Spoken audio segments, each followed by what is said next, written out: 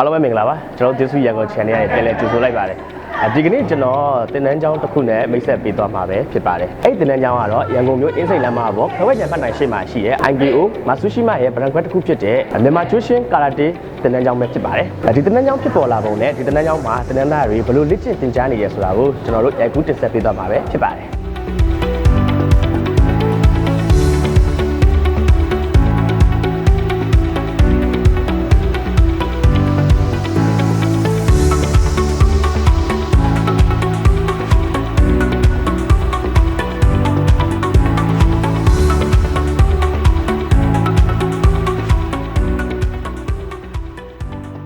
်ဟုတ်ကဲ့ဆရာအကြောင်းလေးမိတ်ဆက်ပေးပါအောင်ခင်ဗျဟုတ်ကဲ့ဗျကျွန်တော်ကတော့ဆရာဥဒုဇော်ဖြစ်ပါတယ်လက်ရှိကျွန်တော်တို့ဒီကျုပ်ရှင်ခရာတေအဖွဲ့အစည်းဖြစ်တဲ့ IKO Matsushima International Karate Organization ကျုပ်ရှင်ကကန် Matsushima မြန်မာကတရားဝင်အသိအမှတ်ပြုလာတဲ့အဖွဲ့အစည်းရဲ့တောင်းခံဖြစ်ပါတယ်ခင်ဗျဒီတင်နန်းကျောင်းလေးရဲ့တမိုင်းကျောင်းလေးကိုပြပြပါအောင်ဆရာဟုတ်ကဲ့ဒီတင်နန်းကျောင်းဆိုရင်ကျွန်တော်တို့ဆရာကြီးဖြစ်တဲ့ရှီယန်ဥမမောင်မြင့်ကဒီအစားပြုကြတာပြောလို့ရပါတယ်ဒီဆရာကြီးက1984ခုနှစ်ထဲကနေပြီးတော့ဒီဖွဲ့စည်းကိုစတင်ထူထောင်ခဲ့ပြီးတော့အခုဆိုရင်52နှစ်မြောက်ပြည့်ပြီဖြစ်ပါတယ်ကျွန်တော်တို့1984ခုနှစ်ထဲကနေပြီးတော့ကျွန်တော်တို့ဟီယန်ဒို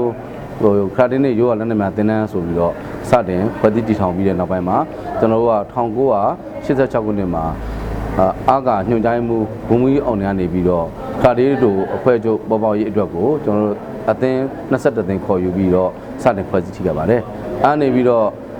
့ကြည့်တဲ့အခါမှာမြန်မာနိုင်ငံမှာလည်းခရာတေနစ်စနစ်တော်တော်များရှိပါတယ်။ဘာလို့လဲဆိုတော့ဒီခရာတေပညာရပ်ဆိုတာကဂျပန်မှာလည်းအများကြီးပါပဲ။ဒီခရာတေပညာတွေအများကြီးရှိတယ်။ဘာလို့ဒီခရာတေဆိုတာဂျပန်နီ traditional martial တစ်ခုဖြစ်တယ်ပေါ့နော်။ဂျပန်မှာခရာတေအဖွဲ့အစည်းပေါင်းများစွာရှိတယ်။ကစားနည်းပေါင်းများစွာရှိတယ်။အဲ့ထဲမှာလက်ရှိလူသိများတဲ့ဟာတွေကတော့ရှိုလိုကန်ဂျုတ်ချင်းနောက်ပြီးတော့ကိုဂျူရူနော်အိုကီနာဝါခရာတေအစားရှိသူတွေအများကြီးရှိပါတယ်ဗောနော်လက်ရှိကျွန်တော်တို့စီဂိမ်းဘာညာပြိုင်ပွဲတွေကျင်းပနေတာကတော့ရှိုလိုကန်ခရာတေဖြစ်ပါတယ်ကျွန်တော်တို့ကတော့ဂျိုရှင်ခရာတေလို့ခေါ်ပါတယ်ဂျိုရှင်ခရာတေကတော့အဓိကဖောင်ဒါကမာဆူတက်ဆုအိုယာမာပေါ့သူကနေပြီးတော့စတင်ဒီဂျိုရှင်ခရာတေကိုသူကတီထွင်စမ်းသစ်ပြီးတော့စပြီးတော့စပြောခဲ့တာပေါ့အခုဆိုရင်ကမ္ဘာနိုင်ငံပေါင်းများစွာမှာဂျိုရှင်ခရာတေလိုက်စားတဲ့နိုင်ငံတွေအများကြီးဖြစ်ပြီးတော့လူကြီးပေါင်းတန်းနေချီရှိပါတယ်ကျိုးရှင်ကာရာတေမှာကပတ်အယောင်တွေဘယ်လိုခွဲထားပါလဲဆရာစစချင်းကျွန်တော်တို့ခါးစည်းအယောင်တွေကတော့ကျွန်တော်အဖြူကနေစပါတော့အဖြူစပကင်နာဒ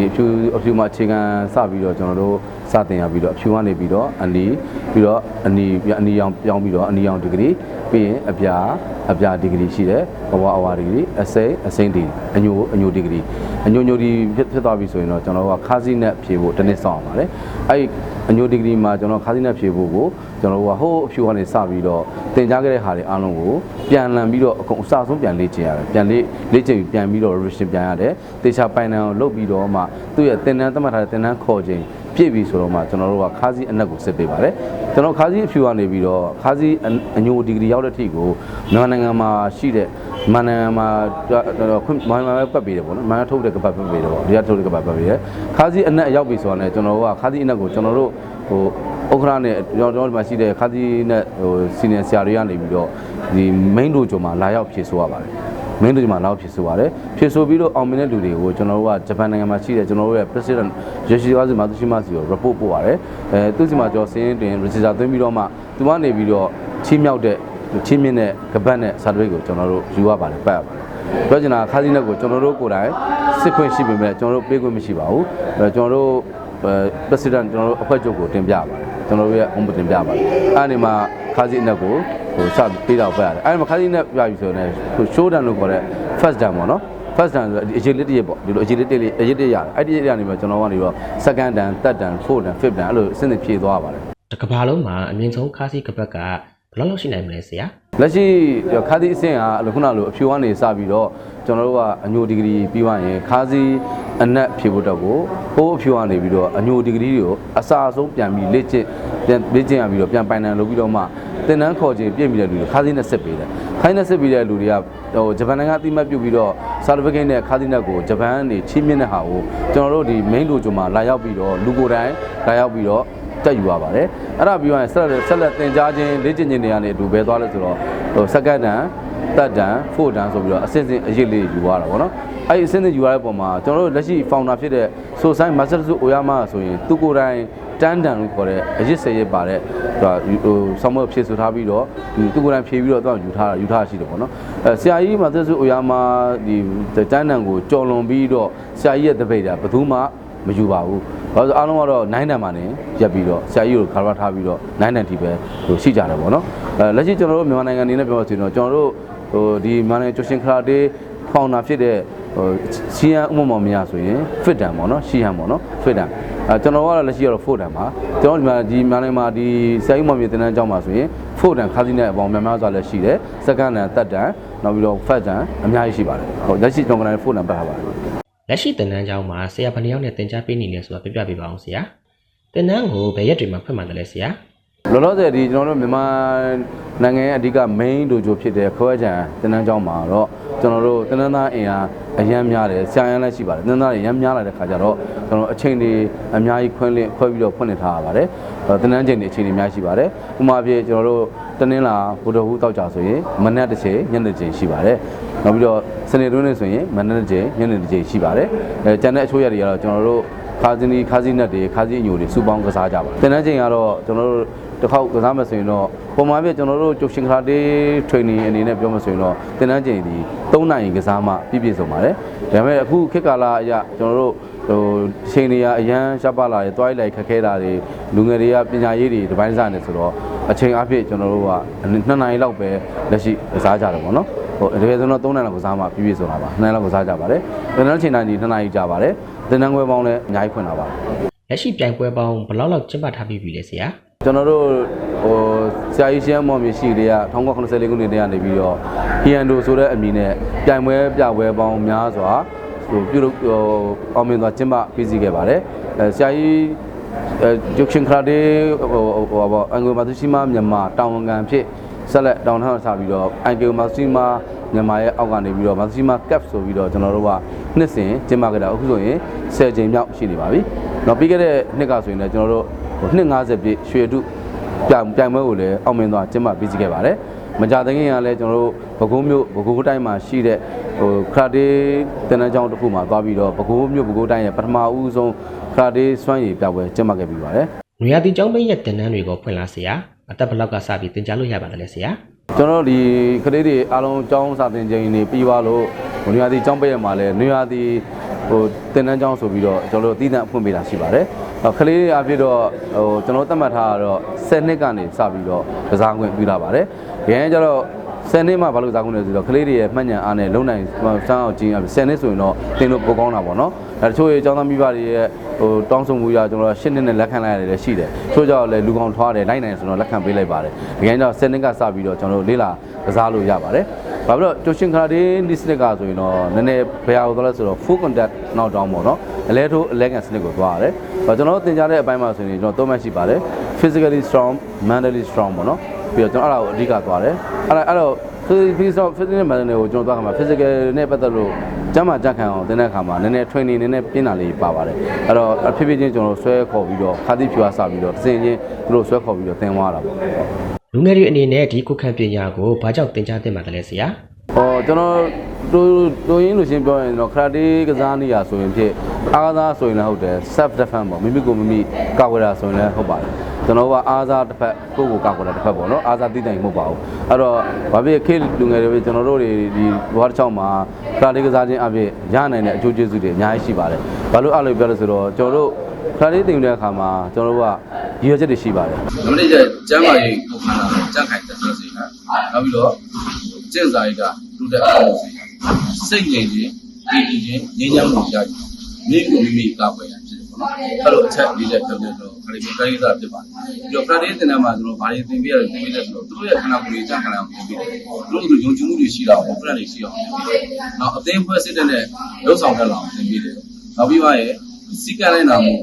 နောက်အရေးကြီးဆုံးချက်ကတော့ respect ပေါ့နော်လေးစားတတ်မှုဒါတွေကိုသင်ပေးတယ်လူချင်းလေးစားတတ်မှုခရီးတင်ရောက်လာပြီဆိုရင်ကျွန်တော်ကလူသားချင်းနဲ့မရှိတယ်ကျွန်တော်တို့မှာမုံမစိတ်တွေရှိတယ်ကျန်တာပါစိတ်မှမရှိဘူးတော့ခရီးပြောင်းရမှာကျွန်တော်ယာလူပုံစံကျွန်တော်မှာကျန်တဲ့တပည့်ကျန်တာဆင်းပြီးဆိုတဲ့ဆက်ဆံရေးရှိပါတယ်အဲ့တော့အားလုံးကဘာလဲဆိုတော့ respect ကိုအခြေခံပြီးသွားကြတယ်ကျွန်တော်တို့က တင်နန်းကိုခါလာပြီးတော့တင်နန်းလူရောက်တာနဲ့လေးပြပါပြီးတော့မိမိကစားပေါ်ချင်းလေးပြပါတယ်မိမိရဲ့မိမိကိုတင်စားပေးတဲ့မိတဲ့ဖန်တီးနေတဲ့ဆရာကြီးတွေ့တယ်လေးပြပါယူတင်ပေးရပါတယ်ဒီကနောက်ဆုံးကျွန်တော်တို့ကစားတဲ့အခါမှာကျွန်တော်တို့သိထိုးတယ်ကျန်တဲ့ကစားပြီးသွားတယ်ကိုယ်ကံပြီးတဲ့ဟာတွေပါလေးပြပါတော့ဒီအလေးပြရဆိုတဲ့ညမှာလဲကျွန်တော်တို့ကပို့ပက်ပက်မဟုတ်ပဲနဲ့ရင်ထဲနဲ့လှမ်းလဲလဲ boss ဆိုတဲ့အတန်နဲ့ဒီအုံနောင်းနဲ့ထတဲ့အတန်နဲ့ကျွန်တော်ကလေးစားအလေးပြရတဲ့အပိုင်းဖြစ်ပါတယ် boss ဆိုပြီးပြောရပါတယ်အဲ့တော့အဲ့ဒါတည်းက respect ဆိုတာအခြေခံပါတယ်လေးစားမှုကိုအဓိကသင်ပေးပါတယ်အဲ့တော့ချို့တွေကစမောခရိုင်လေးစားရင်တော့ရန်ဖြစ်မယ်ဒါတွေတက်သွားရင်တော့စိတ်ချရပါမှာမဟုတ်ပါဘူးခရိုင်တင်ရောက်လာရင်ရန်ဖြစ်မဲ့လူကရန်မဖြစ်တော့ပါဘူးကျွန်တော်တို့ဒီခရိုင်တင်တဲ့ကစားတဲ့အခါမှာလဲစိတ်ကချက်တွေရှိတယ်သစ္စာအဓိဋ္ဌာန်ရှိပါတယ်ခိုင်ရန်တော့ဖြစ်ပွားခြင်းမှချောင်းခြင်းပါမယ်ဆိုတဲ့စကားတွေသစ္စာတရားနဲ့ရှိပါတယ်အဲ့ဒါကြောင့်ကျွန်တော်တို့ကရန်ကိုရှောင်သွားတယ်မရှိမနေမိမိကိုမိခက်ကြုံလာမှအသက်နယ်ကိုကြုံလာမှကာကွယ်ရတဲ့ပညာမျိုးဖြစ်ပါတယ်ခင်ဗျအဲ့တော့အဲ့ဒီပညာရက်ကိုခလေးလူငယ်လူကြီးမကြီးကစားတင်တယ်လို့ကျွန်တော်ပြောဆိုပါတယ်ကျွန်တော်တို့ကနေ့စဉ်နေ့မြဲကျွန်တော်ကျောင်းစာတင်ကြားချိန်တွေပြီးဆုံးတဲ့ချိန်နွေရာသီဆိုရင်summer class ပေါ့နော် summer class ဆိုပြီးတော့နွေရာသီအထူးမွန်မန်တင်တန်းလေးအထူးတင်တန်းတွေဖွင့်ပါတယ်အဲ့ဒီအပြင်ကိုကျွန်တော်တို့ကဒီနှစ်စဉ်နေ့တိုင်းကျွန်တော်မေလမှာဆိုရင်ကျွန်တော်မာသုရှိမကပ်ဆိုတဲ့တိုင်ပွဲကျင်းပလို့ရှိပါတယ်မကြခင်ဒီမေလမှာလည်းမာသုရှိမကပ်တိုင်ပွဲတော့ကိုကျွန်တော်တို့ဒီတနွေလုံးမှာကျွန်တော်တို့ကပြင်ဆင်ဖို့အတွက်တင်တန်းပေးပြီးတော့ကမ်ပင်းသွားဖို့ရှိပါတယ်အဲ့မာသုရှိမကပ်ကနေပြီးတော့ထိုးကြပြောင်းပြောင်းတဲ့ကလေးတွေကိုစုစည်းပြီးတော့ကျွန်တော်တို့ကလာမဲ့2025နိုဝင်ဘာမှာဂျပန်နိုင်ငံမှာကျင်းပမဲ့World Tournament ရှိပါတယ်အဲ့ World Tournament ကိုကျွန်တော်တို့ကတွားရောက်ရှင်းပြမှုအတွက်ကိုဆင်းပေးထားတာဖြစ်ပါတယ်အမကြခင်မှာ World Tournament တော့ကိုလည်းကျွန်တော်အဲ့မော်စီမာကတ်မှာထိုးညွှန်ပြမဲ့တဲ့ကလေးရွေးချယ်သွားပြီးတော့ training ပေးကန့်ပေးသွားပြီးတော့တွားရောက်ရှင်းပြမှုရှိပါတယ်ခင်ဗျလက်ရှိ fees ကတော့ကျွန်တော်တို့ကဝင်ကြီးအနေနဲ့1000ပေါ့နော်ဝင်ကြီး1000ယူတယ်အဲ့ပြီးကျွန်တော်လာတင်ကြီးဆိုပြီးတော့တစ်လောက်ကိုကျွန်တော်က4000သတ်မှတ်ထားပါတယ်ဟုတ်ကဲ့ဒါသူ့ရဲ့ခါးစီအစင်းလိုက်ဖြည့်ဆိုတဲ့အခါမှာဖြည့်သွားပေါ့နော်ခါးစီအဖြူကနေပြီးတော့အညိုတီရောက်တဲ့တီကိုတစ်လောက်ကိုကျွန်တော်ကလာတင်ကြီးပေးပြီးတော့သွားရပါတယ်တမီးရ cherry ပွင့်တက်ပါတမီးရရှင်းမယ်ဟုတ်ကဲ့ဒီလိုကဒီတန်းမှာတက်တာဘယ်လောက်ကြာလဲအရင်2029လပိုင်းကစတက်တာဆိုတော့အခုဆိုတော့3နှစ်လောက်တော့ရှိရမယ်ပေါ့နော်ဟုတ်ဟုတ်တီတီဝဲတက်တာနှစ်ယောက်တော့ဟုတ်ညီမရအဲ့တော့တင်တန်းတက်ရတာပျော်ရဲ့လားပျော်ရဟုတ်ဒီရောက်တော့ပိုပြီးလွတ်လွတ်လပ်လပ်နဲ့ပေါ့နော်မိသားစုဒုတိယမိသားစုညီပါလောက်ဖြစ်လာရေပေါ့နော်ဟုတ်တင်တန်းတက်ပြီးတဲ့အချိန်နဲ့တင်တန်းမတက်ခင်အချိန်နဲ့ကိုလုံးချင်းပေါ်ဘယ်လို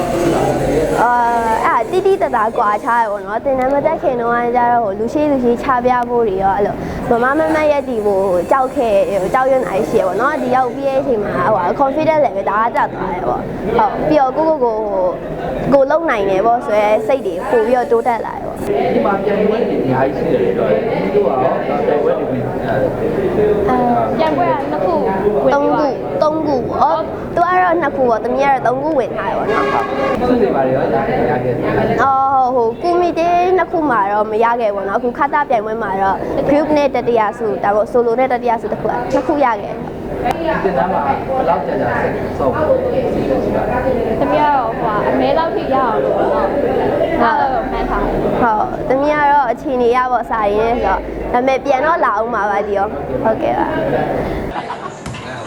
ကျွန်တော်လည်းနည်းနည်းတော့ဝင်ကစားခဲ့ပါသေးတယ်နည်းနည်းတော့နားပါဟုတ်ကဲ့ပါကျွန်တော် This Week Yangon Channel အနေနဲ့အခုလိုမျိုးရန်ကုန်မြို့မှာရှိတဲ့သင်တန်းကျောင်းတွေကိုအလင်းတင်တယ်လို့ယခုတင်ဆက်ပေးသွားမှာဖြစ်တဲ့အတွက်ကျွန်တော်တို့ရဲ့ channel လေးကို like and subscribe လုပ်သွားမှာဖြစ်ကြဖို့မေတ္တာရပ်ခံပါတယ်အားလုံးကျေးဇူးတင်ပါတယ်